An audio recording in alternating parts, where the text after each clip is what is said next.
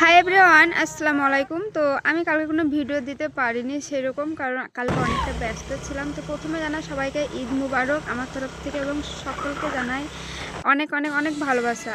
আর আমরা কিন্তু ঈদের দিনেই বেরিয়ে পড়েছি। কোথায় বলো তো? চলো কোথায় যাবো তোমাদেরকে দেখাচ্ছি।